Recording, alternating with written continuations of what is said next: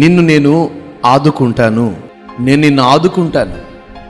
నీవున్న పరిస్థితులు ఏదైనప్పటికీ, నువ్వెలా జీవిస్తున్నప్పటికీ నేను నిన్ను ఆదుకుంటాను. ఈరోజు చాలామంది ఎవరైనా ఆదుకుంటే బాగుండు అని మనం ఉన్న పరిస్థితుల్లో, ఆర్థిక పరిస్థితుల్లో, అనారోగ్య పరిస్థితుల్లో, కుటుంబ పరిస్థితుల్లో ఎవరైనా ఆదుకుంటే మనల్ని బాగుంటుంది అని ఆలోచన చేసేవారు చాలామంది ఉంటారు. ఈ పరిస్థితుల మధ్య నన్ను ఆదుకునే వాళ్ళు ఎవరైనా ఉంటే కాస్త నేను ఈ పరిస్థితుల నుంచి దాటి ముందుకు వెళ్ళగలుగుతాను కదా, ఇలా ఆలోచన చేసేవారు చాలామంది. కానీ ఆదుకునేవాళ్ళు లేక, ఆదరించేవారు లేక, ధైర్యపరిచేవారు లేక అనేకులు కృంగిపోతున్నారు ఈ లోకంలో. నా ప్రభు అంటాడు, కోరుకున్న ప్రభు, పిలిచిన ప్రభు చెప్పే మాట ఒకటే.